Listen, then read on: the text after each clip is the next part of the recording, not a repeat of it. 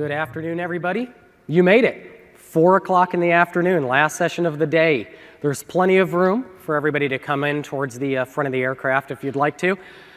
Today's session is security you can trust and control you can count on with SharePoint and OneDrive. I'm Bill Baer, a technical product manager in our SharePoint product group, and joining me today is... I'm Navjot Virk. I'm the group program manager for SharePoint and OneDrive.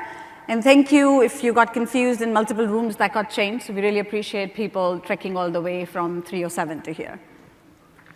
So let's go ahead and talk about the agenda for today's program. We're going to cover a lot of topics, and it's going to be largely demo this afternoon. So we're going to talk about different trends that are shaping the security landscape today. We'll talk about our unique approach to your unique challenges, and that's the key to some of our security principles, understanding our customers' unique challenges and responding to them with unique technology via SharePoint and OneDrive. Towards the close of the session, we'll talk about roadmap and what's coming up next, and then lastly, we'll end the session with questions and answers. If you do have any questions, we ask that you use the microphones so we can capture those for the recordings later. So if you think about technology today, there's really this new world of work. And this new world of work, it's mobile, it's social, and it's really about getting things done. People have new expectations related to the way that they should be able to work, modern expectations.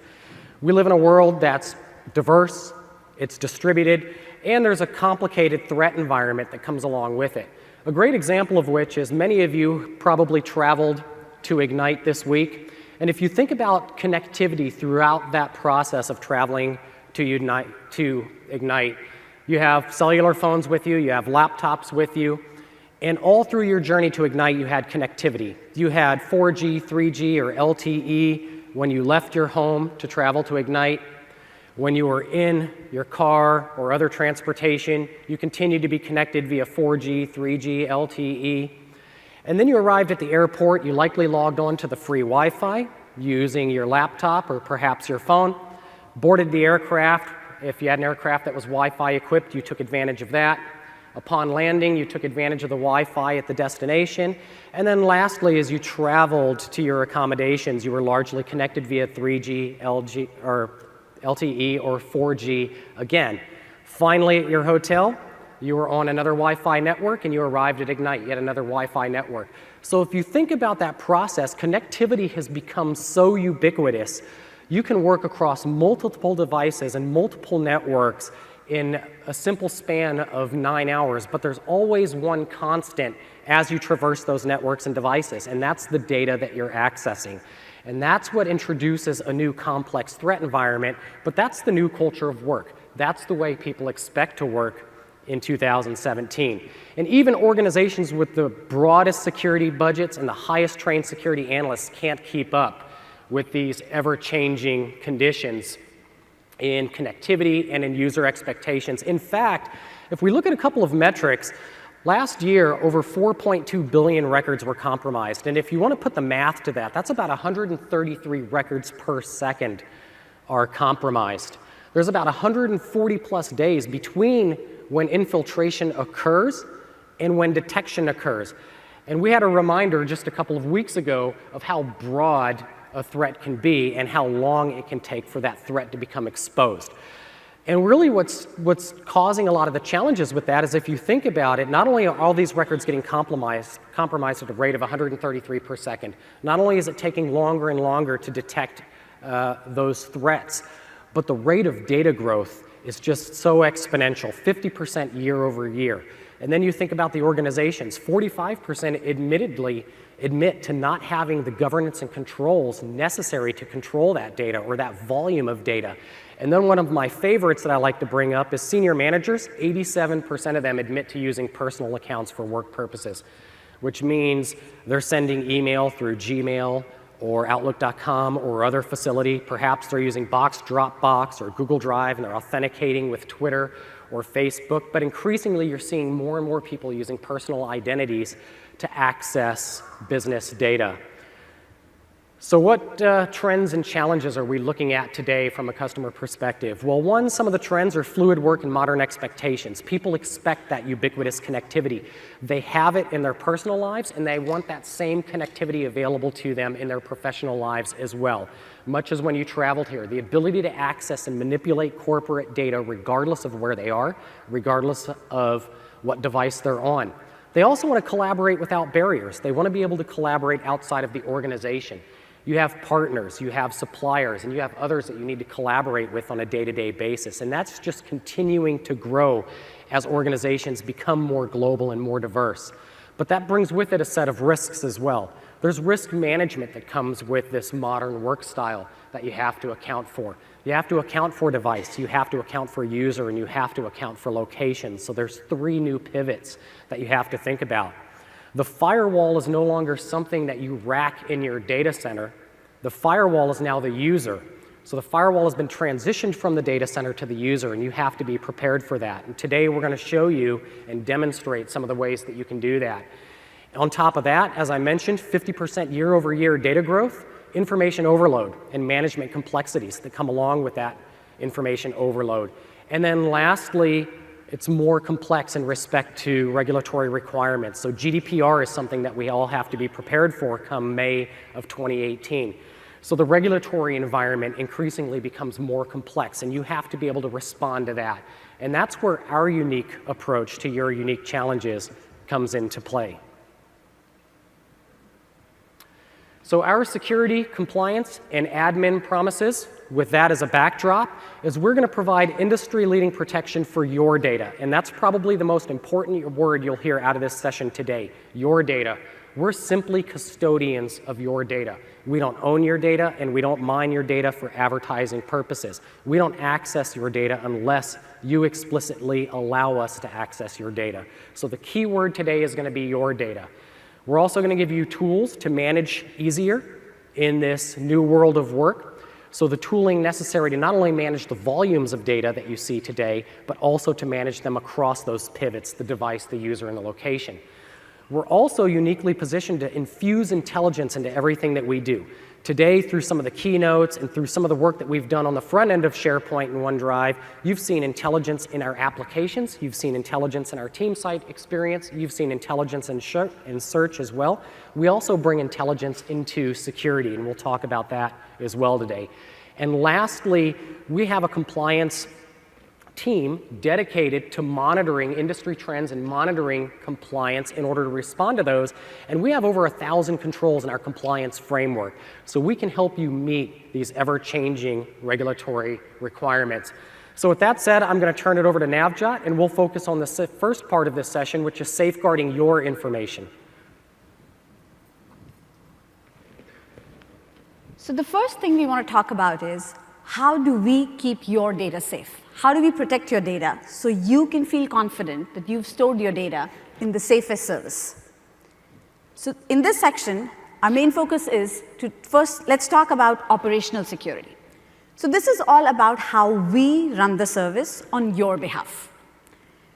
Now, most of you are probably aware that Microsoft has one of the largest footprints of global data centers in the world. We have state-of-the-art security for each of these data centers. Hardly anybody has physical access to them, and those who do have to go through extensive background checks. And when they do access, they have to provide multiple factors of authentication, including biometrics. Now, we don't store your data just in one of these data centers. Every time you store data with us, we actually make multiple copies of that data. It is stored in at least 2 data centers in the same region. And on top of that, we also, and that's just to provide extra redundancy. And on top of that, we actually offer you a money-backed SLA. So not only is your data safe in our service, you can be guaranteed that when you want the data, you'll be able to access it. In addition to all of that, your data is always encrypted. When your data comes from you or your users to us, it's encrypted over the wire. Your data is encrypted when it's moving between our data centers. Your data is encrypted at rest. We encrypt the disk on which we store the data. The files themselves are encrypted. We break up each file into multiple chunks. Each chunk is individually encrypted with a different key. We store the keys and the data separately. So you can be rest assured that your data is very safe with us. We also have a highly trained large team of security experts that's constantly trying to detect threats and mitigate threats. In fact, they try to attack our systems to see if we have a vulnerability that we should go and fix. We don't only rely on our experts. We also have a bug bounty program where we ask other security experts in the industry to come and attack our systems and try and find a vulnerability so we can be proactive about fixing it. In addition to that, like Bill was mentioning, we believe in complete transparency. We want our customers to know exactly where their data is stored. We want the customer to always be in control of the data. It is your data. We're just the custodians of that data, and we're running the service on your behalf. Nobody at Microsoft has standing access to your data. In fact, no employee at Microsoft needs to access your data. We manage the service in a completely automated way. The only time we ever access your data is if you explicitly asked us to access the data on your behalf to do some operation for you. And in that case, you can use Customer Lockbox to make sure that people are accessing the data only when you grant permission. When you grant permission, the permission is time-bound, so the access expires after some time. And any activity done during that window is completely auditable, so you know exactly what is going on. You're always in control. In addition to that, we're introducing a new feature that allows you to encrypt the content we store in the service using your own encryption keys. You control these keys, you give us access to those keys, and we will use your keys to encrypt your data. And in the event you decide to leave our service, you can take our access away, and we wouldn't be able to get to your data. You can be guaranteed that nobody at Microsoft can access your data. And we also are adding new features so your users are more in control of their data. So we're introducing a new feature where your users can roll back their OneDrive for Business to any point in time in the last 30 days. So we're giving your control to your users in case they are hit by an event like a mass deletion, corruption, or a ransomware type of attack. They can go and restore their own data. They can roll back to any point in time in the last 30 days. So the idea is to give you more control and give you complete transparency and visibility into how your data is being used. So the first thing I'm going to show you is service-level encryption with customer keys.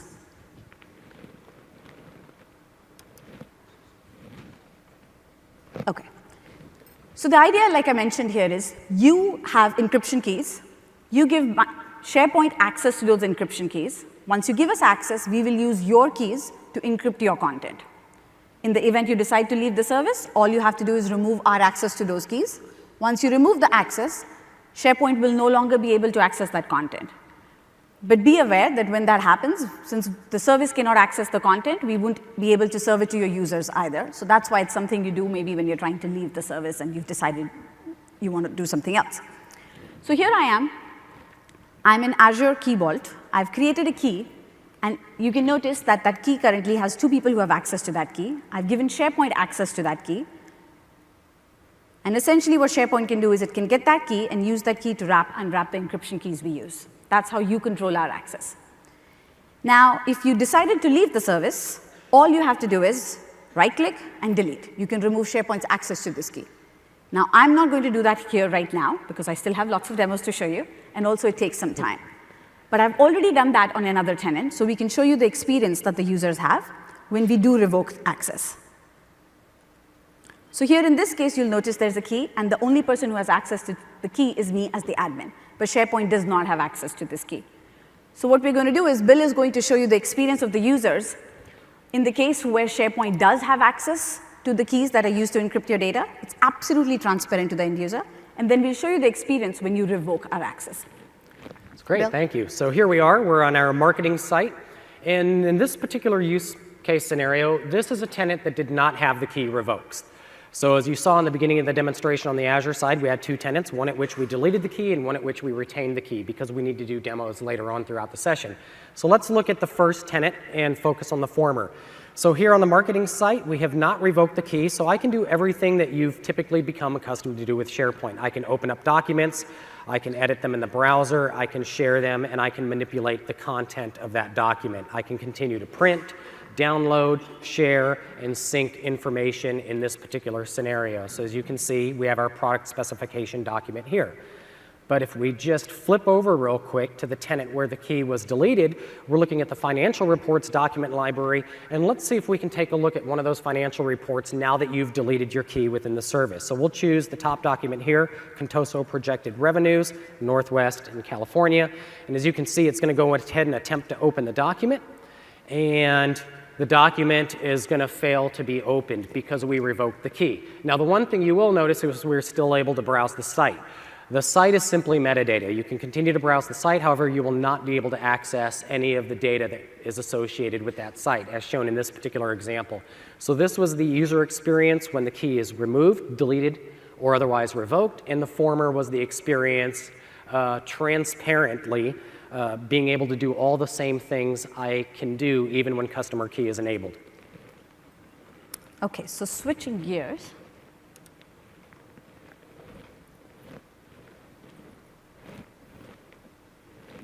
So the next thing we want to show you is the feature I just talked about, which is the ability for your users to roll back their OneDrive for Business to any point in time in the last 30 days. So here I am in my OneDrive. I'm in the Restore My OneDrive view. This is a brand new feature. This is a sneak peek at something that's coming. So none of you have probably seen it before. It's not available just yet. You might have seen it in the keynote this morning. But the idea here is, so your user can go to this page, and they can see every change that has ever happened to their OneDrive in the last 30 days. So every single change is enumerated here. User can pick any point in time. There's a simple slider that they can move to any, like I can go back 5 days, I can go back 8 days. So it's easy for me to figure out where I want to go and what I want to roll back to. And there's a little histogram on the top, which is actually telling you the volume of changes that have happened to your OneDrive that day. So the user can quickly get a sense of where an event might have happened. In my particular case, I see that there are lots of changes that happened today. It's very unusual for my OneDrive. And I've also noticed that I have a few files in my OneDrive that seem to have very strange names. It looks very suspicious. So that's why I'm on this page. And as I look at this page, I can actually see that there are a lot of renames that have happened on my OneDrive. And they seem to have changed the names of my files to some garbage. So this is scary. So what I'm going to do is I'm going to quickly try and figure out when did this particular event start on my OneDrive. I can quickly scroll. And literally, this is every change that has happened. So if you'll notice, there's quite a few changes today. But here, things seem to be fine. So let's figure out exactly where the change started. So it looks like right here, Jackson seems to have renamed a lot of files in my OneDrive. This looks very suspicious, and I want to recover from this. I'm just going to hit restore, and it's basically going to roll back all of these changes and take me back in time to before this event happened on my OneDrive. I hit restore, I click OK, and that's it. It's going to take a few minutes, and my OneDrive is going to get restored. So this is just a simple way for your user to be in control of their OneDrive and be able to recover in case something happens. They don't have to call you. In the past, if something like this happens to your users, you would have had to make a support call Microsoft, ask us, and we might have been able to help you, and somebody in support would have actually rolled back the OneDrive for you. But in this case, it's become self-service. Your users can take care of it. It's your data. You can control it. I expected a round of applause for that one. We know we hear from lots of customers, especially because of ransomware. A lot of you have been hit by this. So in the last few months, we've heard many requests. And we just figured it's much easier for you to self-serve this than contact Microsoft. It's much easier. So the next thing I want to talk about is the set of controls we give you to keep your data safe, irrespective of where your users are coming from. Like Bill mentioned, their expectations is they want to have access on the go wherever they are. So what controls do you have to keep your data safe? So this whole section, that's what we're going to talk about.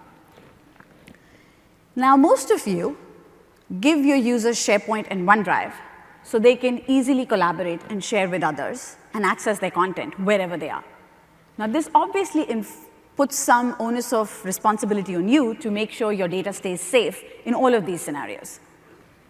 SharePoint and OneDrive offer you a lot of controls that you can use to customize the level of access you give your users in these scenarios while making sure that it meets the security needs of your organization. At a very simple level, you can use ACLs or permissions to make sure only the right users have access to right data. You can make the access more secure by asking your users to use MFA, multiple factors of authentication, when they connect to your sites. You can also manage the kind of devices that they can use to access your data. You can use a mobile device management solution, Intune, or a third-party solution. And you can control it. You can say, maybe I only want to allow access from managed devices or domain-joined devices. You can also use a mobile application management solution, again, like Intune or something else. And the idea here is you are going to allow your users to access from a device, a mobile device, but you're going to control what the SharePoint and OneDrive apps can do on that device. So using Intune, you can do things like enforce that the user must have a PIN if they're using a device on which they're going to use SharePoint or OneDrive app to access your data. You can say that I'm not going to allow these apps to share data with other apps that are not managed by me. Or if you want, you can even remotely delete all of your data from these apps. And you can use a MAM solution in conjunction with MDM to control your mobile applications on a managed device, or you can use it independently without an MDM to control your mobile apps from users' personal devices that are not managed by you. Now, there are a lot of controls here, but we highly recommend that you be very careful which controls you enable and how much restrictions you enforce. You need to strike a balance between security and user productivity. So you want to avoid putting so many restrictions that your users try to find some other potentially insecure way to get their job done. And that's why we offer you more finer-grained policies and conditional access policies that control the level of access your users can have when using an unmanaged device or using an insecure network location. And fine-grained controls so you can be more restrictive when they're trying to access sensitive information, but allow them to be more productive and give them more access when they're trying to access content that is not that sensitive. And then on top of that, you can also use Windows information protection to protect your data when users bring that data down using sync onto a device. So now I'm just going to show you some of the conditional access policies and granular policies that we have. So the first thing we're going to show you is a granular policy to manage access from an unmanaged device. So this policy, we already have a version of this policy in the product. So for those of you who've used it and this policy has been in preview, you probably know that we already have a policy that allows you to control the level of access users have from an unmanaged device. You can either give them full access, absolutely no access, or you can give them limited web-only access. In this mode, users are only allowed to access SharePoint and OneDrive from a browser, and even in the browser, they're not allowed to download, print, or sync. Today, this policy is tenant-wide. So if you turn this on, it applies to all your data. Moving forward, this policy is going to be site level. So if you want, you can set it per site. So this is the granularity that I was talking about. You can make sure that you are restricting your users only when they're trying to access content that is sensitive. So it's a site that contains a lot of sensitive information, you probably want to turn this on. But if the user is trying to get to a site that doesn't have any sensitive information, you may want to give them full access. So here I have set this policy for just one site in my organization called legal. So only on this site, I have allowed limited access, and I've allowed my users full access on all other sites. Now, legal happens to contain a lot of sensitive information, so I'm trying to be extra restrictive here. But everything else, I want my users to be as productive as possible. So Bill, let's see what this experience looks like for the user for different sites. Great. So as Navjot showed, at the tenant level, we have a policy configured to allow full access from unmanaged devices. So we have a very permissive tenant level policy. If we move over to a site collection that exists within that tenancy, such as the marketing site collection, as you can see, it's inheriting that tenant level policy. So the full access on an unmanaged device policy is applicable to my marketing site here that's within that tenancy. And what that allows me to do is, let's take the AC1000 product specification document again. I can click on that document, open it up, and edit it. But not only that, I can look at this document, and as you can see, I have a number of commands available to me that you're probably accustomed to. I have the download command, I have the print command, I have the copy link command, copy to, move to. All of those commands are available to me as expected when the policy is configured to be so permissive. However, as Navjot mentioned, perhaps you have sites within your organization that have more sensitive data than another site. You don't want to configure a restrictive policy at the tenant level and prohibit everybody from collaborating. Really what you're trying to do is protect your most sensitive data within your organization. And one of the ways that you can do that is through a site-scoped policy. So let's move over to our legal site. Our legal site, in all likelihood, contains information that may be more sensitive than that on the marketing site. So we're going to configure a granular policy at this level that limits access on unmanaged devices. The first thing that you can note is up at the top of the screen in the banner. It lets me know that my organization does not allow me to print or sync or download information using an unmanaged device. And it provides some guidance on how to get my device enrolled to become a managed device. Now, if we select a document within this library, such as the litware document, as you can see, I don't have all of those commands available to me. So I don't have the download, sync, or print commands available to me. However, at the same time, you don't want to impede collaboration. As Navjot so eloquently said, we want to balance security and usability. So in this particular example, perhaps I want people to continue to be able to edit the document. So I can't take the document offline. However, for seamless collaboration purposes, I can use Office Online to continue to edit that document. So I still have the capability to manipulate that document. However, I don't have the capability to take that document offline on an unmanaged device with me. And the user is equally notified via the Office web applications as well. So this is a really great experience for creating granular policies throughout your organization to protect the information that matters the most to you.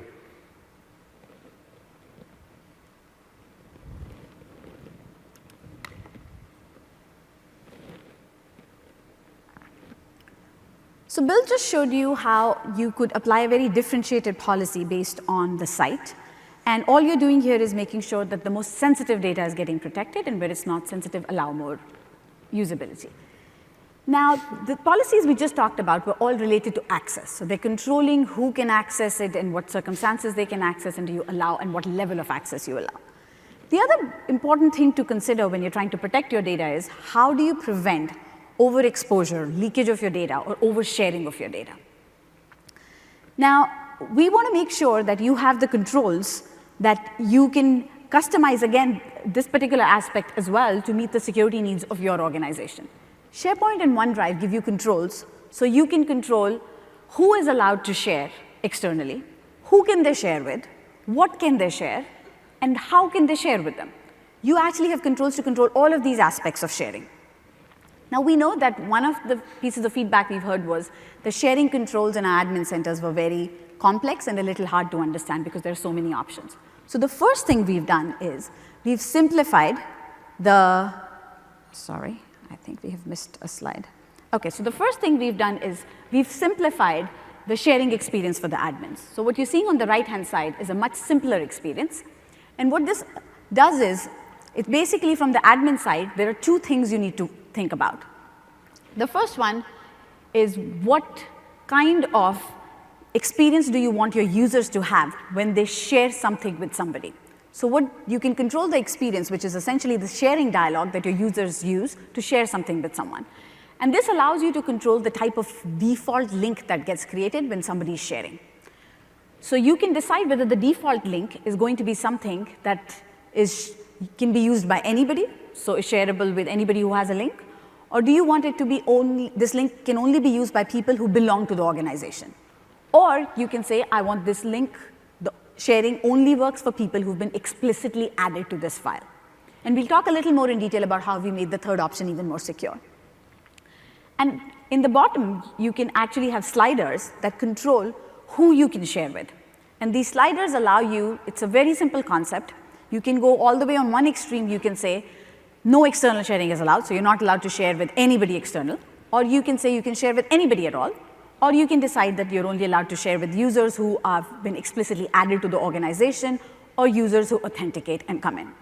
And then you have advanced settings still where you can go and control things like which domains am I allowed to share with, or you can specify domains that users are not allowed to share with. So you can now control all of these things, but we've just made it simpler so you can actually easily configure this to match the policies that meet your security needs.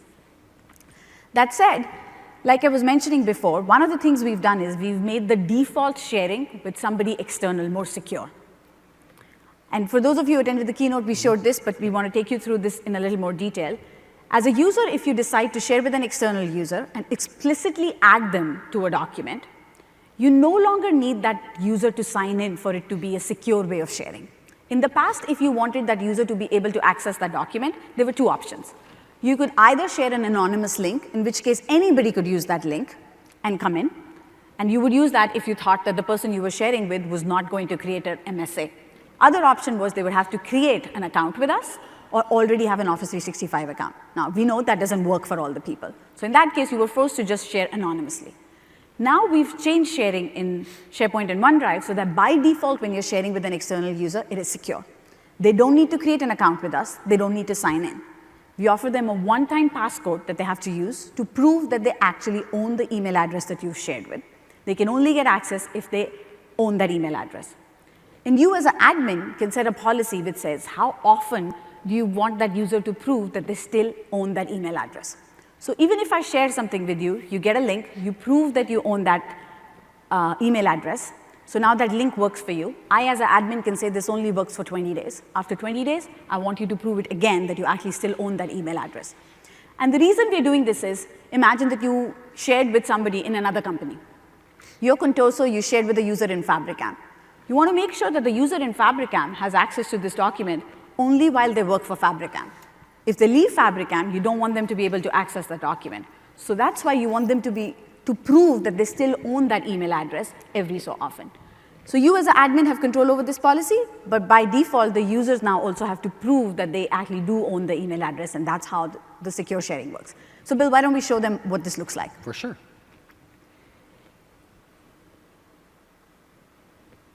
Let's go ahead and move over to your machine. I think if you're going to start with your machine.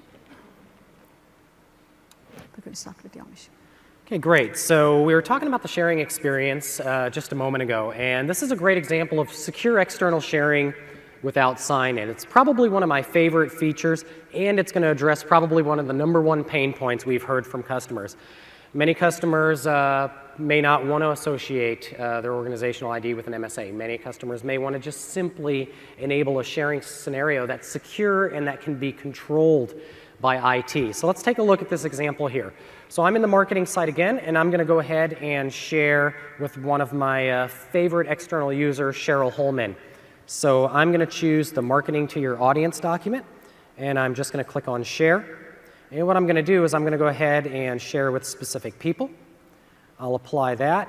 And Cheryl, while she's one of my favorite contacts, does not exist within my organization. So what I need to do is I need to share this with Cheryl, who actually has a Gmail account. So Cheryl's outside of my organization. So I'm going to go ahead and send a mail to Cheryl letting her know that she has access to my marketing document.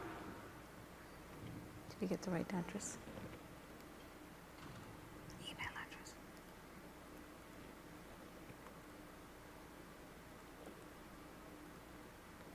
Okay. And let's just go ahead and switch machines real quick. It looks like that has come through now that we've shared the document. And as you can see, there's an email right there on Navjot's screen.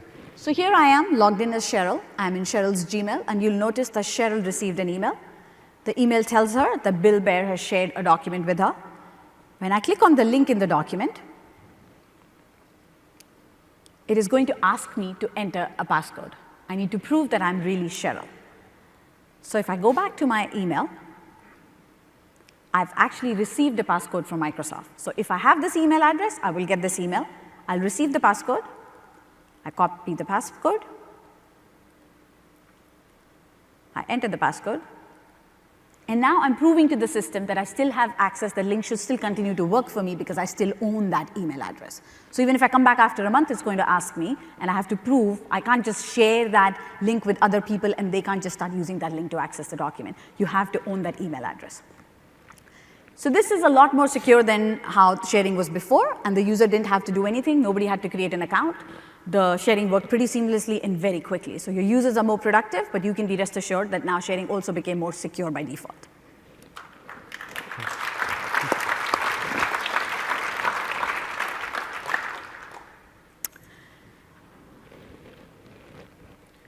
We just did sharing. So the next thing I wanted to talk about was classification-based sharing policies. So at the beginning, when I showed you this policy that allows you to control the level of access the users get from an unmanaged device that you can set per site, the idea is if you know the site is sensitive, then you would set that policy.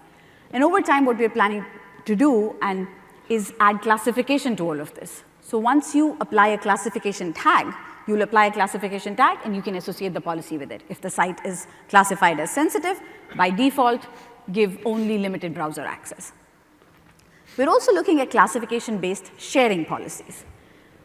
And for those of you who use DLP, you might be aware that we already in product have this functionality available today, where you can set a DLP policy based on some sensitive keywords. If the document creates some keywords, it gets marked sensitive, and you can block external sharing of sensitive documents. So it is one of the actions you can take in the DLP policy. What we're looking at moving forward, and this is again a sneak peek at it, so what I'm showing you is not available in the product just yet, is to enable you to do the same thing when you create tags. So you can do this based on classification, not just based on DLP, which runs in the background and is constantly monitoring documents, but do it based on classification. So this is the new experience for creating tags. In the past, when you created classification tags, you could only add preservation and retention policies, so which is at the bottom of the screen. What we're doing now is allowing you to add protection policies. So you have a tag, you associate that tag with some protection policies. When the user applies that tag to a document, automatically those policies get applied. And one of the protection policies you can now apply is block external sharing. So from now, once you do this, you're relying on your users. You can also continue to have the DLP policy, so it happens automatically, but you're also empowering your users to use classification. If they classify the documents correctly, they use one of those sensitive classification tags you create, whatever it might be in your organization, whether it's confidential or high business impact or whatever makes sense, the document will automatically not be eligible for external sharing. So even if the user after that tries to share it externally, they'll be blocked. And over time, we're going to add more protection policies. At the very bottom, you can see there are some advanced options, things like watermarking of documents based on classification, or applying encryption on documents based on classification. So this is the direction we're going in, but the first thing that's coming is blocking external sharing based on classification. So that was just some of the things in ways in which we're giving you the control, so you can decide what is the right level of security for your organization and make sure that the users can still be usable. And with that, I'm going to hand it back to Bill for the next section. Great. So we talked about a couple of things already. Protecting content wherever content is. That's mitigating the risk across devices, doing so through unmanaged device policies and scoping those all the way down at the site collection level, taking advantage of capabilities such as customer key to revoke access to your content within the service, as well as demonstrations on how we can share more securely while still providing a great user experience. And now the third portion of this session is about locating and isolating risk. Probably one of the favorite things that I like to talk about when it comes to why our customers choose the service. And it comes back to our ability to infuse intelligence into everything that we do. So we have a couple of things that we do within the service that are unique to how we're able to secure your data. You can start with simple options such as in-place intelligent e-discovery. So we have a rich set of e-discovery tools and in-place capabilities that can help with preservation, search, and analysis. But probably one of my favorite is really advanced data analysis. And it's really a discovery piece for a single case. And it involves you having to sift through hundreds and thousands of records. And we mitigate a lot of that work through intelligence. And one of the key things that we do with advanced e-discovery, we integrate Equivio machine learning into the advanced e-discovery scenario. So we can help promote to you what the right information is that you need to discover. So it becomes less of a discovery experience or a recovery experience and more of a discovery experience. I always like to define recovery as the act of having to go out and do something. And when you recover things, that's typical of a traditional SharePoint search scenario. You have to compose a query, wait for a result set, and you continue to refine it using keywords in order to locate the data that you want. That's your traditional discovery experience. But with Equivio and through machine learning, we can turn the recovery experience into a discovery experience. So it's almost like bringing contextually relevant information back to the compliance administrator to help facilitate those e-discovery cases. And then we have enhanced focus on really what's relevant. And again, that comes back to that contextual relevance and the ability to do deduplication, bring you the right set of information. And we're also giving you new actionable insights through a new SharePoint Admin Center as well. And since we're at that point in the presentation, let's just go ahead and flip over and take a look at what that looks like, because this is perhaps one of my most favorite features that we're bringing into the service. So here we are in the new SharePoint Admin Center. It's going to pop up here on your screen momentarily. And the first thing that you'll see is we completely redesigned the home page of the Admin Center. And the key... We're very happy about it too. Yeah, I'll just stop there. But we completely redesigned the homepage on the new Admin Center. And one of the great things that we do is we're giving IT or the tenant administrator a great way to track engagement across the organization. So if we look here, we can look at files by activity type. So I can zoom in right here and I can see the number of files that were viewed and edited, those that were synced, as well as those that were shared externally. So I have great insight into engagement within my organization. And if I ever wanted to, I can actually drill deeper into this data through details. We're also giving you more engagement information as related to how well is SharePoint performing from an engagement perspective within your organization. So total inactive sites is indicative of people actually engaging with SharePoint in the organization. So as you can see, we are growing in respect to active sites and the total number of sites. And then we can come and we can look down here at the active. So we can really differentiate between the total number of sites and the total number of active sites. And it gives us some insight into activity and engagement. So we can use files as one parameter to define that, but we can use sites as another. Scrolling down, we bring notifications right to the front and center. So from the message center, for those related to SharePoint, we have those brought right front and center. So as you can see here, we've actually got an updated feature coming, list view for OneDrive and SharePoint. And then lastly on the home page, we bring service health information right to the front of the home page too. So it's really actionable insights in one place right when you visit the new Admin Center. Moving into site management, this is one of my favorites. So we borrowed from the modern list principles that we disclosed 2 years ago in May when we first started this journey of modernizing SharePoint's user interface. This is a great example of which. So here we are on the site management screen. As you can see, it was fluid, it was fast, but one of my favorite things is, since we were talking about sharing and external sharing in particular, let's see what's going on in my organization. Well, in this particular view, I don't have any insight to what's happening from a sharing perspective or an external sharing perspective in my organization, but we can fix that, and we can fix that fast. So what I can do is I can come down, and we have a set of predefined rules, but one of the other things that I can do is just let me scroll over. I can actually come in and customize these columns. And perhaps one of the things that I'm most interested in this particular case, since we're in a security session, is external sharing. So let's just go ahead and add external sharing to our view as well. So now we'll apply, and as you can see here on the very end, I have external sharing now right in view with me. So that's a great way to figure out what's going on in your environments.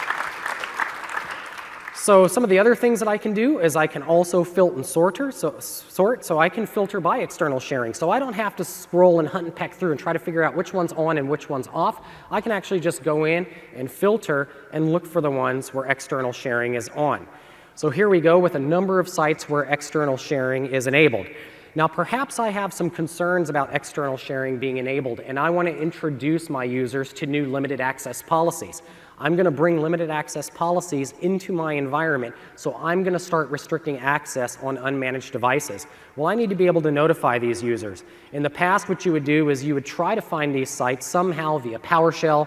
Perhaps if you were on premises, you would write some full trust code, a simple executable, and you would try to iterate and enumerate across all your sites and figure out who owns them, and then you look up their email addresses. Well, in this case, as you can see, we have a number of different sites here. Bright Dreams at North America, which is a team site enabled for external sharing. We have a couple of communication sites. So I'm just going to select a handful of sites, and you know what I'm going to do? I'm going to notify the admins. So I can bulk select sites and bulk notify administrators of anything that occurs within the environment or any information I want to bring to them. So I can simply type a subject and say new feature coming. And then in the message, I can actually explain what that new feature is. So my users won't be surprised when they see the notification that they can no longer download, print, or sync across an unmanaged device when I scope that policy there. Just as I can do that, I can actually come in and I can do a number of other things. So we've added a column for external sharing, but we also give you some default views as well. So I can look at my largest sites, or I can look at my most popular shared sites, and maybe that's important to me. So I'll filter by my most popular shared sites. And as you can see, it's showing me not only the storage views, but it's also showing me the page views. And if I wanted to come through there, I could sort as well. I could see who the owners of these sites are, so I could sort it, or I could filter and choose one as well. And again, very simply, I can come in and I can customize, and I can add the fields that are going to be most helpful to me. So we just had a look at that.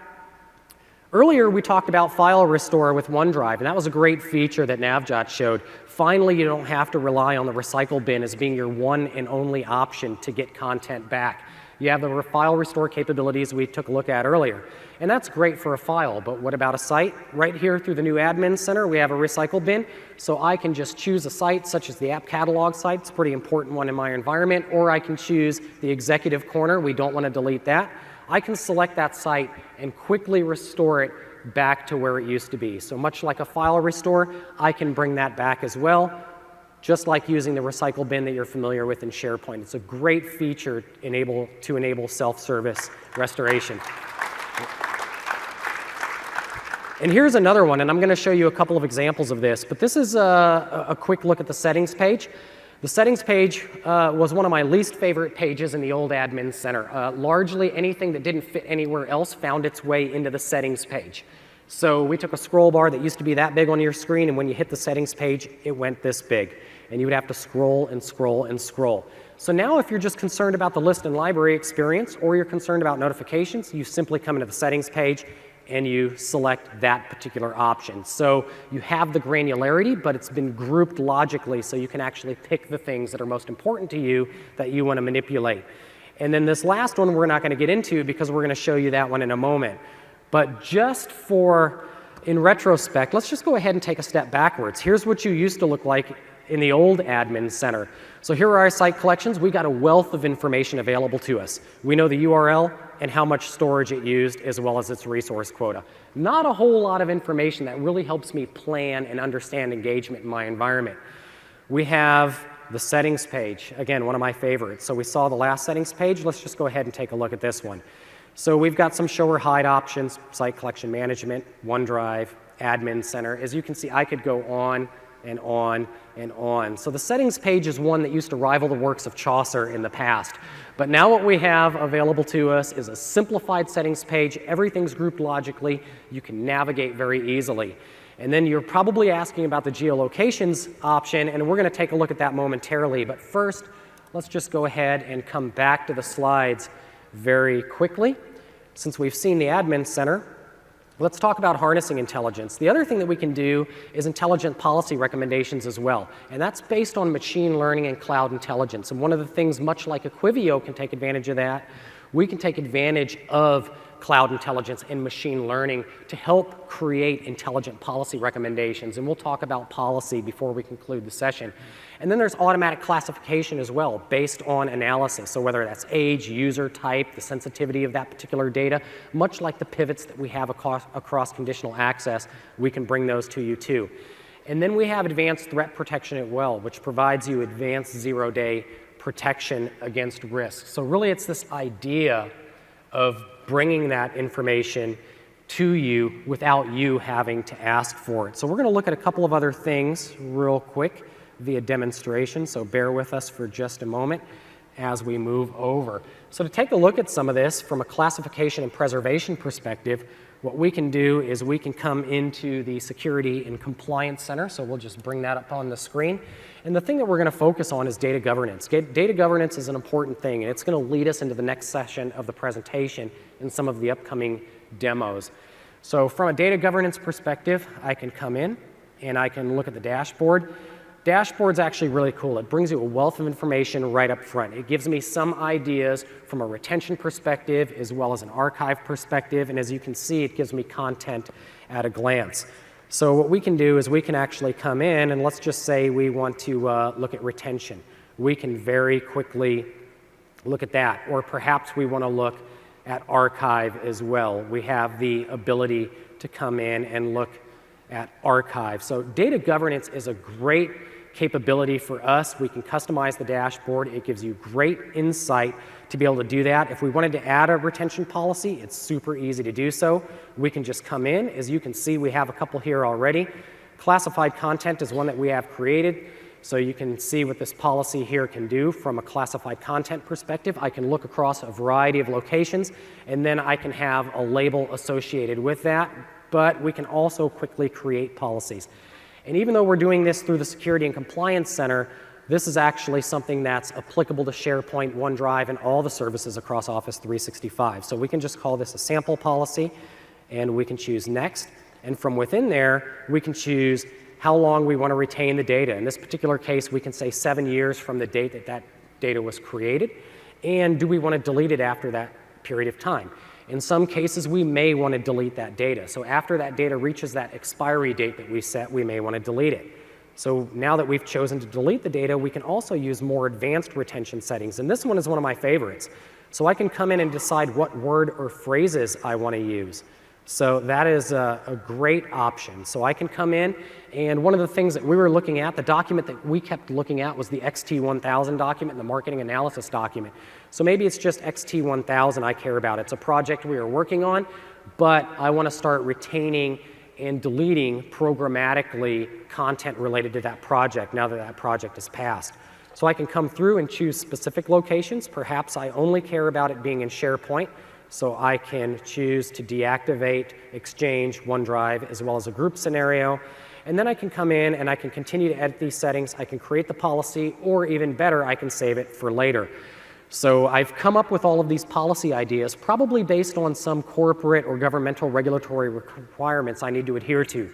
Maybe I want to review it very thoroughly before I turn this on in my organization, but I don't want to have to go back and recreate what I just did. So I can save it for later, or I can just turn it on. So it's a really quick and easy way from a retention perspective, as well as to help you meet any needs related to those scenarios. So that's an idea of that classification and preservation.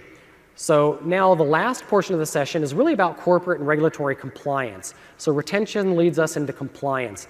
And that's one of the great reasons people choose Office 365, particularly SharePoint and OneDrive as well. So we have a number of capabilities that can help you take advantage of those compliance changes. One of the new ones that's coming up that we're going to demonstrate for you momentarily is multi-geo scenarios. So multi-geo scenarios are the perfect solution to data residency requirements. Data residency requirements are important because we've all probably heard of GDPR by now. But the problem is you may not want to move all of your data to Europe. You're a multinational organization. You may be headquartered in North America. You may have satellite offices in Europe, in Canada, in Australia, and in Asia, but you do need to adhere to the residency requirements of those specific geographics. So multi-geo is going to help us address that. You can also use advanced e-discovery, powered again by intelligence, leveraging the cloud intelligence and machine learning delivered through Equivio. We have risk assessment with software assurance. And then lastly, we have retention, as we saw through data governance. But with that said, let's go ahead and get into one of our more fun and complicated demos very quickly. Okay, so like Bill just mentioned, the whole idea here is you're a large multinational organization. You want to make sure your data can reside in different locations. You need it for meeting your data residency needs, compliance needs. So what do? You have options. If you have an existing tenant, you can take an existing tenant and extend it to multiple locations. Before that, before we offered this feature, you probably had different tenants, or you were on premises in other locations. You don't need to do that anymore. With OneDrive for Business now, we're starting with OneDrive for Business. We will introduce SharePoint very soon after that. But you can just take your tenant and extend your existing SharePoint tenant into multiple locations. So what I've done here is I have a tenant which is headquartered in North America. This is my default location. But I've also got 2 other locations for this tenant, one in Europe and one in Australia. So these are my satellite locations. And I have assigned users to each location. You can easily assign a user and you can also move a user. We'll come back to that in a little bit. As you can see here, Melissa is assigned to Europe. And what that means is that Melissa's OneDrive for Business data will always stay in Europe. But Melissa can seamlessly collaborate, share with everybody else in the organization and also outside the organization. You as an admin can also set policies that are per geo. So I'm going to show you how as an admin, I'm going to have different policies for OneDrive for Business. So the simplest one I'm going to show you quickly. So here I am in my OneDrive for Business. I'm looking at the sharing settings, and I'm looking at the settings for North America. In this region, I have enabled external sharing for my users. Now I'm going to change the setting to EMEA or Europe. This is my other location. If you notice, the dropdown also had Australia, so I can apply settings per region. So I'm going to move to EMEA, and in EMEA, I'm going to disable external sharing for my users. It's just a tad bit slow here, so just bear with it.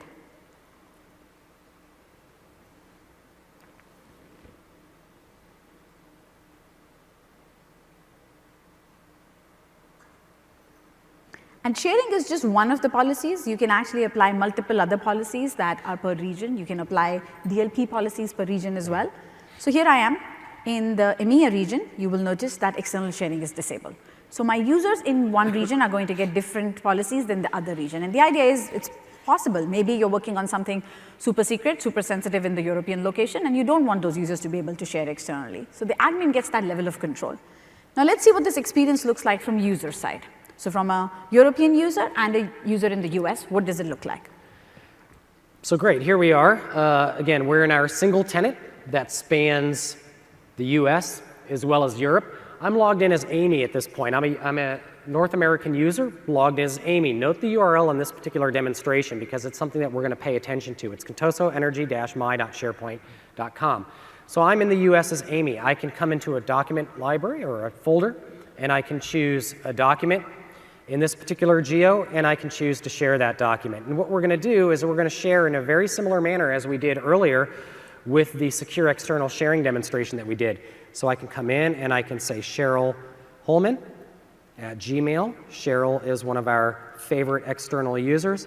So I'm just going to choose, and I'm going to send to Cheryl. So as you can see, it's sending the mail, and now Cheryl has a sharing invitation link in her inbox. Let's just go ahead and move over real quick and look at Melissa. Melissa is our European user.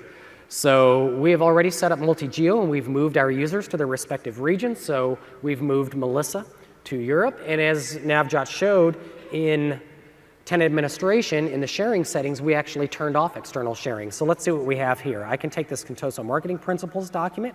I can choose Share from the European location, and we will try to share one more time with Cheryl Holman at gmail.com.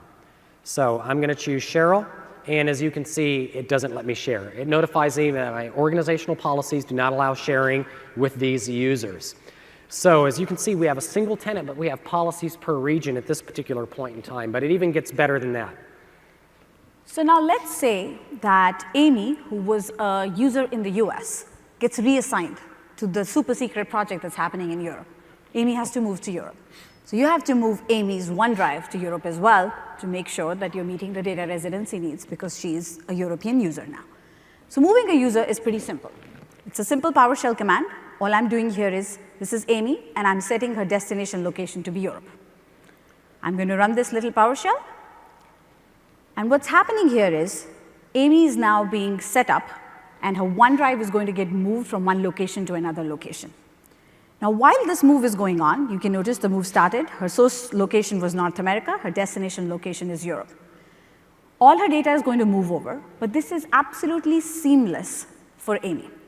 She does see a very small disruption while the data is moving, but after the move is complete, everything just continues to work for her. When the move starts, her OneDrive is going to go read-only for a very short bit. But once her data moves over, and during that time too, if she is working on a device where she's syncing the content, she can just keep working offline. Once the move completes, her data, everything will just seamlessly redirect to the new place and keep working. She will transition back online, and the sync engine will start working with the new location. Her documents, her saved location, the things she shared, the sharing links, her most recently used list in Office, everything will just keep working. Nothing has changed for her. From her perspective, it's almost transparent, other than the fact that there was a short outage. And you can schedule these moves. So ideally, you would be doing this move at night or over the weekend, so she really has no disruption at all. So when she comes back to Office the next day or after the weekend, everything will just keep working and her data is moved over. So we're going to have Bill just show you what the experience looks like for Amy as I've just initiated the move for her. So here we are, we're back in Amy's OneDrive. So we were just in Amy's OneDrive a moment ago, and we shared content externally with Cheryl Holman.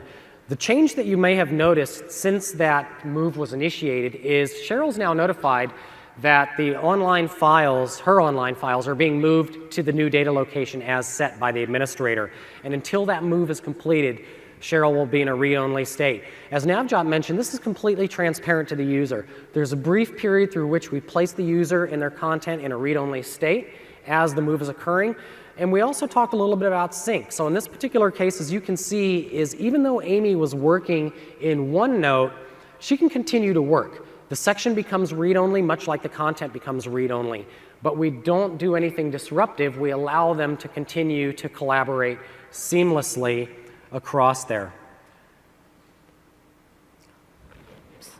Why don't you show what the experience is like for... Now, this takes a few minutes.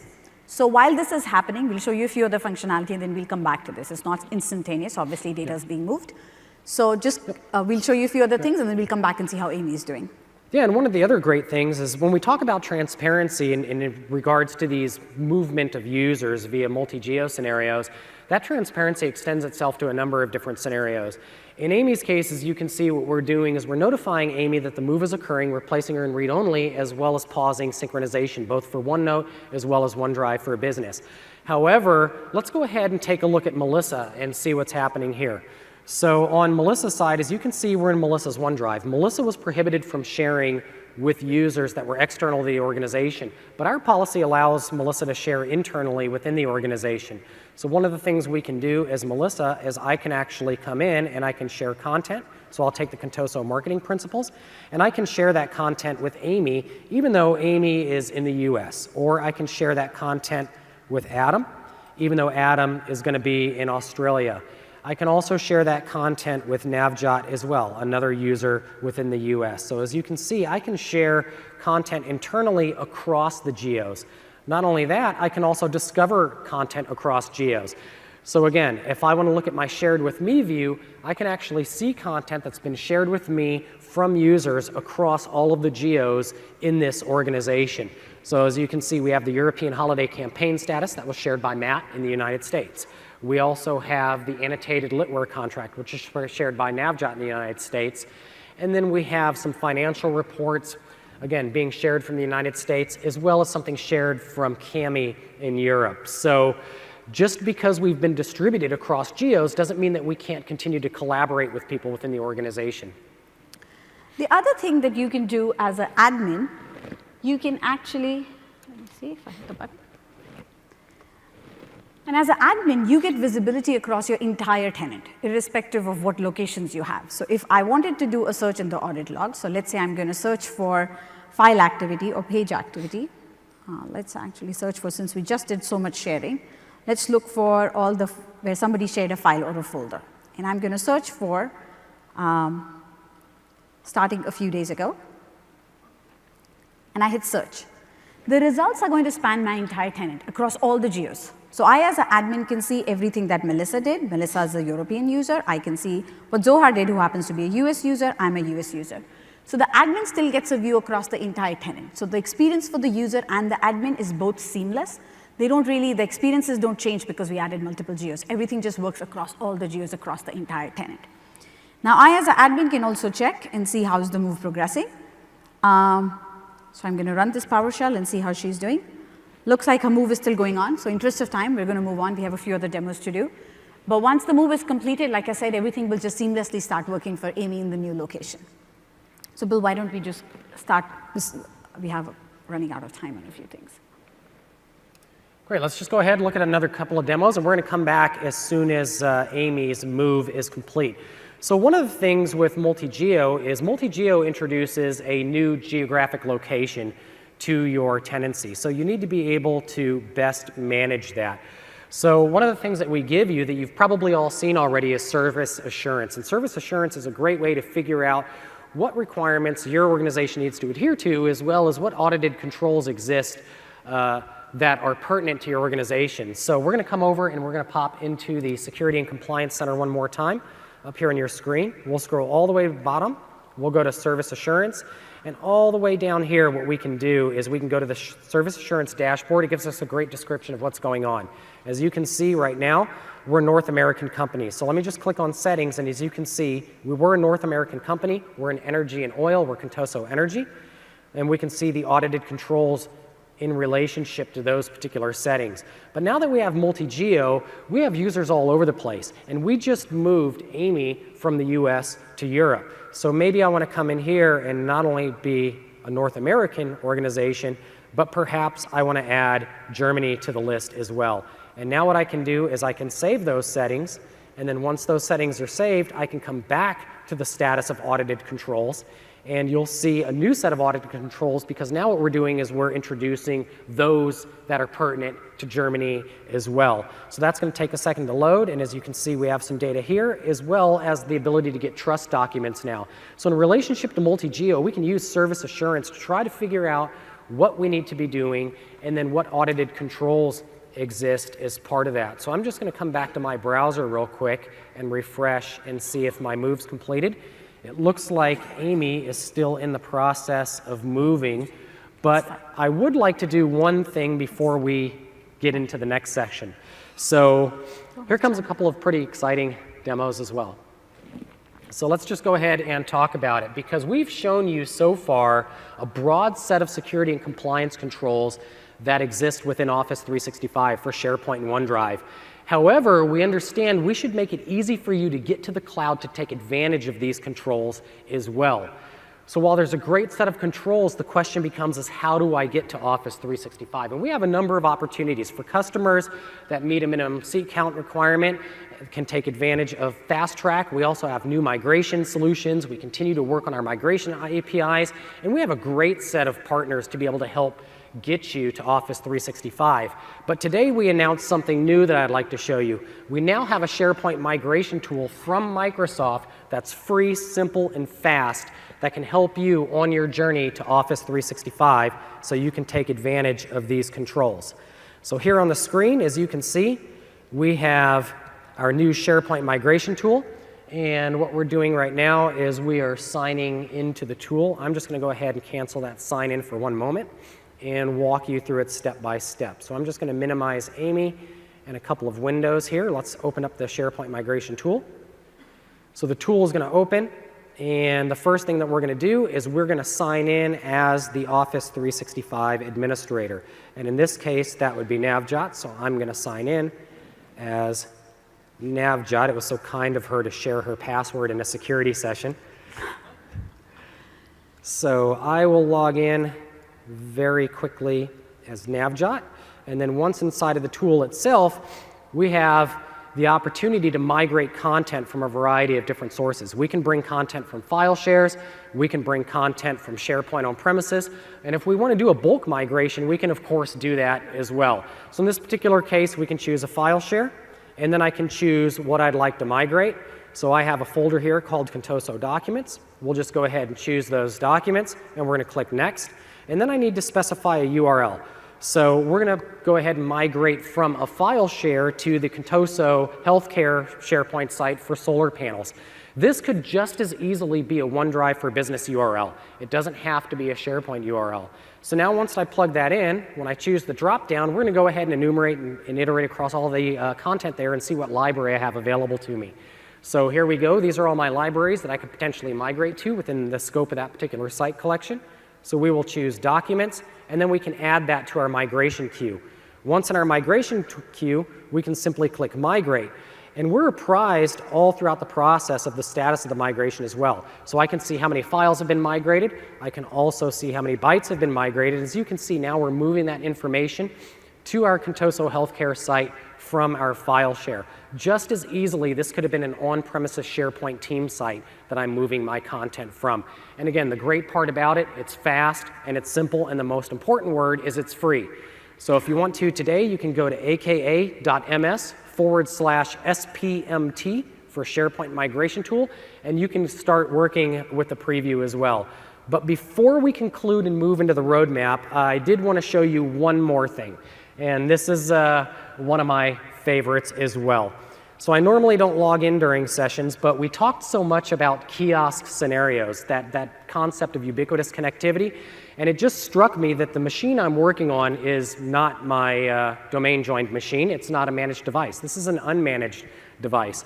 This is a laptop that we found in Redmond that we were able to do some demonstrations on. So on an unmanaged device, let's say I'm accessing Office 365. I'm at a kiosk, such as at an airport. So let's just go ahead and log in real quick and look at this user experience. So I'm going to log in as myself to Office 365, and let's just assume I have walked away from my machine, as I'm going to do right now. So I'm logging into Office 365 and I'm walking away from my machine in this particular example. Maybe I'm in a document library, so it's a high-value site. So let's just go ahead and navigate into a legal site as an example. But as you can see, before I was even able to come back, it prompted me to let me know that I'm about to be signed out of Office 365.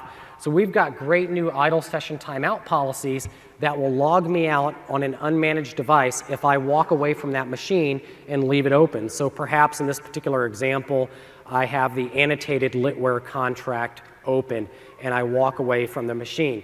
So what happens is the idle session timeout policy is going to do two things. It's going to warn me and let me know that I'm about to be signed out of Office 365.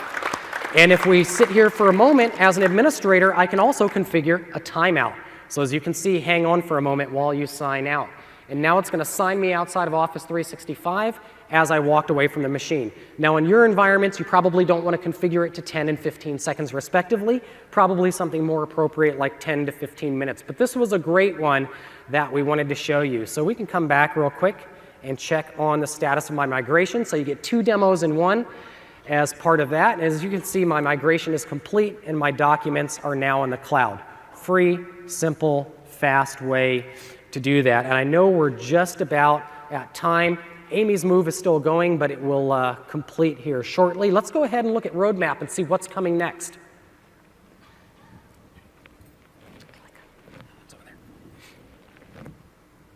Okay, so we just showed you a whole bunch of new functionality, and I know everybody has the question of, oh, all these features, when are they arriving? So here's a quick slide. I'm not going to go through all of it in the interest of time. I know it's beyond 5 o'clock. Everybody wants to go home or to a party. So this is basically pretty much everything we showed you today. All the new features are landing within the next few months before the end of the year. There are one or two things that are probably not on the list. But the key things to note here is multi-geo capability for OneDrive is going to be available for preview end of this calendar year. Some of the conditional access policies we showed you are actually shipping in next month or so, and the session length policy is going to be in preview in another month or so. The file restore capability will also ship by the end of this year, and we'll add the ability for SharePoint doclibs early next year. So lots of stuff we showed. You can look at this slide later, but all of this is coming in next few months. It's not far away, and we're not just hand-waving and showing you things far away in the future. So in recap, we just basically showed you how SharePoint and OneDrive can give you the best protection for your data in the cloud. We give you the controls that you need to make sure the security matches the needs of your organization. You have the right insights you need to actually make informed decisions, and we keep you up to date with your compliance needs. There's a whole bunch of other sessions that are happening throughout this week that we highly recommend you attend. They go deeper into pretty much all of the areas that Bill and I touched on, so you can know more about them and exactly how the features work, in depth, how to enable them, how to use them. And then there are a few links here in the deck for you to actually go pursue after you leave Ignite, or maybe light reading at night. You just want to know about this stuff. So you can, there's some more detailed documents that we have online. And with that, we'll open it up to Q&A if people have any questions. We understand it's late, but we'll try to answer all your questions. The microphones, yeah, the people here already. Perfect. Thank you. Thank you. Just one question. The restore capability, will that be something extended to admins as well? So if multiple users get all their files crypto-locked, we could restore 10 users at a time? So our starting point right now, like I said, that's actually a very, very early feature for us that we showed you. The starting point is to allow the user to do that, but we'll definitely look into it to see if there is a bulk restore option for admins, if you think multiple users in the tenancy got hit. But usually when something like a ransomware event happens, it starts with a user, their local machine will get infected and it'll start coming up to their OneDrive. So just letting a user do it actually goes a really long way. It does. Thank you. I have a question. Can you hear me? The share external with the code, is that only at the file level, or can you do that at the folder, document library, site level? You can do that at file or folder level. You do not share, as far as, I could be wrong here, but I can actually talk to the sharing experts and answer your question, but I don't think you can share a site with an external user like that. So file and folder is what we allow you to use sharing for, and you can use one-time passcode for that. And do they need to enter the code every time they access the folder or file?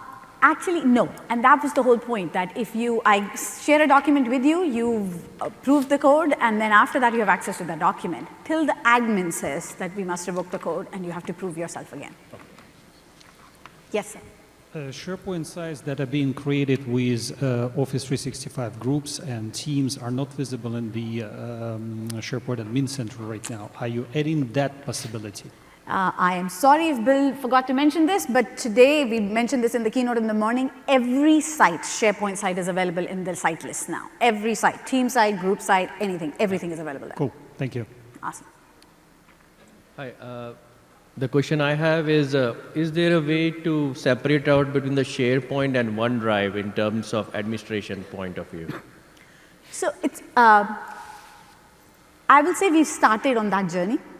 And in some things, you can do things separately for one and the other, but not in all respects. But we do have separate settings for OneDrive and SharePoint. And if you notice, we actually have 2 different admin centers for that reason.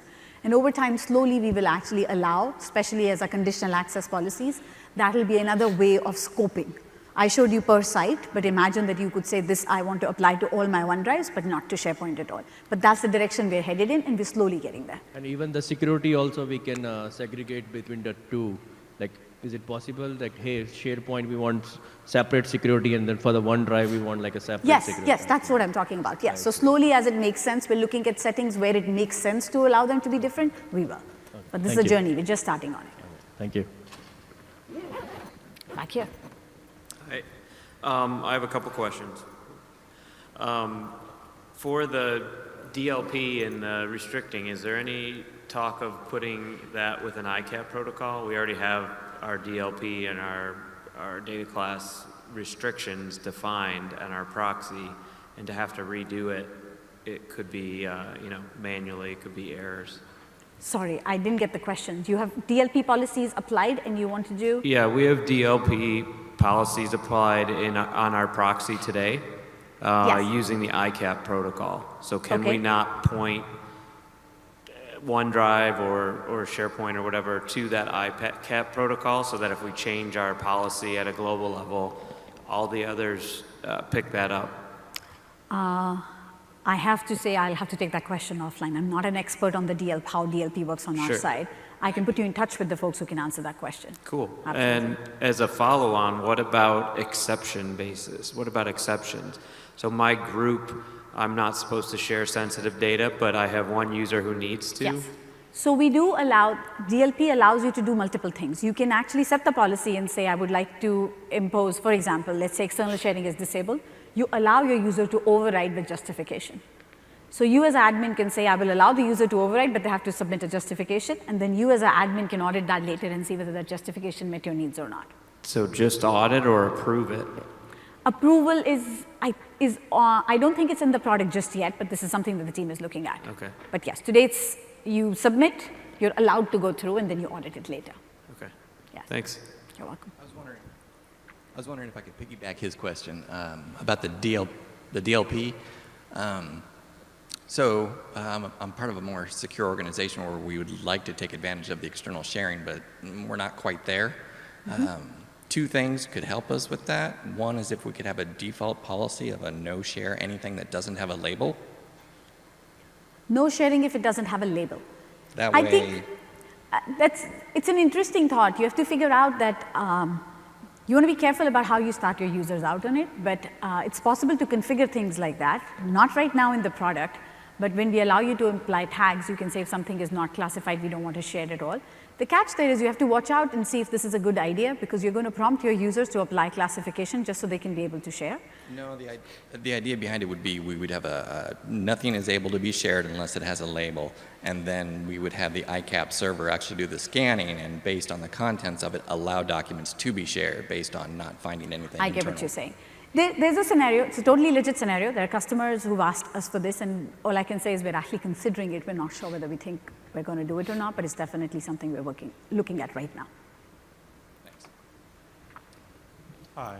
On geolocations, when you migrate a user to another geolocation, are they physically moving the files to that region where you have servers or an Yes, environment set up? absolutely. Okay, yeah, great. yeah. The whole point is we're trying to meet your data residency needs. So if you say this user's data must reside in European region, we have to move the data to the European region. Okay, gotcha. So the choices then you define. So when you say Germany is Correct. presented, Absolutely. okay, then that is actually the data center. Now, in Germany. Microsoft has, like I said, the largest Right. global footprint of data centers. We have over 30 data centers. So we have Gotcha. regional data centers. We have data centers in specific countries. You can, Yep. in certain cases, you can pick a country, and in certain cases, you pick a region. Awesome. But I think we have the largest footprint. So there's no other service that will do this better for No, you. that's fantastic. So then just one more question on that. So then the network pathways obviously follow to the data location. So if I have users in Australia who are trying to use their Exchange mailboxes in NA, Yeah. obviously there's latency there. This will take care of that as well, potentially. So multi-geo, Depending multi-geo is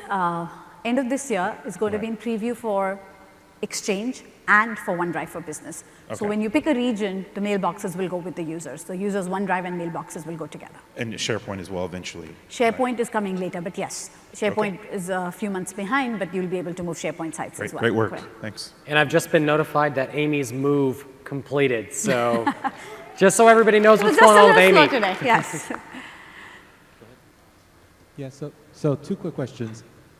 For that period of time where you do an external sharing with the code, until you reforce that code entry again, that email could be forwarded to someone else, and whoever gets that email could open up the doc, right? No. So the code, our system keeps track of who the document was shared with. And remember, the code got sent by the system automatically the moment the user tried to access the document. And the code got sent to the email address with which the document was originally shared. So if I forwarded that email to somebody else, the code is still going to come to me.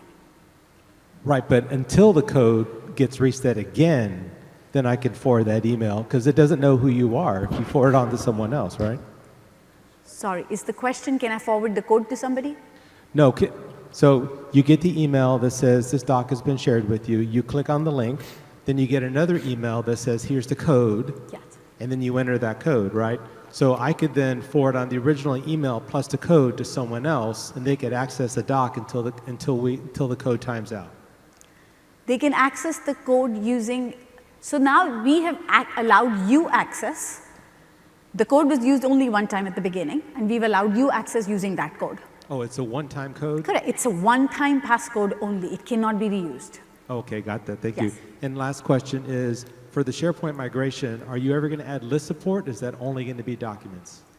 Sorry, say that again, is it for? For the SharePoint migration tool, will you ever support migration of lists, or would it only be documents? So, we absolutely support lists. We are starting out with doing file shares and document libraries. Lists is following shortly. We need to be able to migrate SharePoint sites. We understand that. That's where it's headed. Hi. For the idle session timeout, where do you go to configure that? And does that apply to both SharePoint Online and To be absolutely OneDrive? honest, I messed that up and Bill saved me. I was supposed to do a demo and I just forgot. It's a simple PowerShell, and using the PowerShell, you can specify you enable the policy and you give it two variables. One variable happens to be what is the timeout, and one variable happens to be, so one is for warning and one is for actually logging out the user. That's all you need to enable. Thank you. Thank you, Bill. Yes. Questions. For conditional access and the granular policy, there was a comment that at the tenant level, you need to allow full access, and then you can set it at the per site level. Correct. Is there any way we can enforce saying the default setting or the permission for all sites, right? Existing, new ones that are provisioned Yeah. would be limited access or block, and then we can override it on a site-by-site basis? So no, it goes the other way around. You can, if you want, like I said, block it for the entire tenant. For the entire tenant, you offer restricted access. But if you're going to allow full access, it's more permissive at the tenant level, and restriction is per site. Notice that our philosophy here is, by default, you want to enable your users to be as productive as possible and get restrictive only where it's needed, not the other way around. The other way around will lead to lots of trouble. The point is users want to be productive. You want to enable them to do so, but securely. Okay. And then going back to the geo regions, right? Those tags, I know you're enabling that functionality, and obviously SharePoint Online, OneDrive, Exchange, Teams is coming along, or Skype, right? Do they follow the same tag on the user that says you're Europe? And then, Yes. so it's essentially the preferred data location Correct. tag It's on the? preferred data location for the user set in AAD, and that's what's used by everything. Okay, cool. Thank And you. for there's Amy on the screen now. And for those of you that still remained to see what happened to moved, Amy, yay! if you remember the URL, it was just -my. It was contosoenergy-my.sharepoint. Now it's Contoso Energy Europe. And now that Amy is in Europe, Amy is restricted by those same external sharing policies as Melissa was as a European user. But I wanted to let everybody know that Amy made it. So she's doing well in Europe now. Still quicker than flying. So regarding the auto sign out, the script said 10 seconds for it to pop up. Yes. So if you're reading something on the page and it's Oh, taking no. you 10 seconds. Yes. So remember how Bill said, we set it just so we could demo it. I don't think you wanted us to wait for 15 minutes of inactivity. We do not recommend setting it to something that low. We highly recommend you set the number to, 15, 25 minutes to allow your users to be productive. We only set that purely for demo purposes. Okay. Will Yes, it so you should ever- set a like a warning dialogue and then a logout thing, but it's probably 15, 20, whatever seems right for you, but not this low. Will it ever take advantage of the sign out feature that like the Surface or Windows 10 allowed, where it's connected to your phone and you walk away and it'll lock your computer? Something like that, where it's actually sensing that you're actually there rather than a timed session? So it's an interesting thought. We're starting with what most people already have. The idea here is you don't need any special device. Your user is just sitting at a kiosk at an airport, and the user has walked away. They may not even have walked away. Maybe they're just not paying attention after some time. And all you're trying to do in this case is make sure that your important information is not accessible to another user who manages to sit down. It's a shared device. This policy is meant for unmanaged shared devices. So think of it like that. It's not meant for every unmanaged device. If you're the only user who uses an unmanaged device, that's your personal device. This is meant for shared unmanaged devices. Thank you.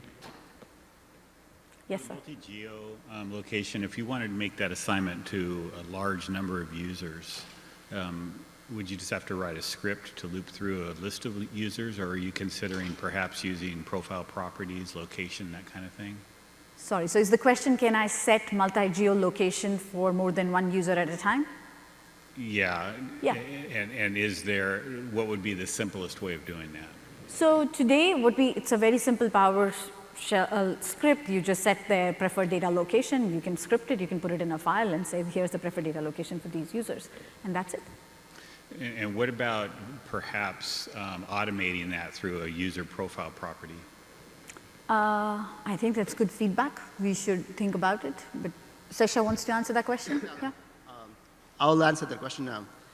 So what we showed today is for cloud users. If you have identities in the cloud, you can use the PowerShell to set their property. We also have, as you know, the Azure Active Directory Connect, which actually allows you to synchronize the identities from on-prem to the cloud. So you can actually use that tool, AAD Connect tool, to set the same property. So let's say you have in on-prem AD a property for your users, location or country they're from, and then you can map that to, in the cloud for preferred data location, use the same country code as well. So you can use the AAD Connect tool to actually publish this flag in the cloud as well. Okay. I'm still here. Just because I know we're way over time, I will step on the side or outside, and I'll be happy to answer more questions. I just want to make sure we're not keeping all the equipment people here too late.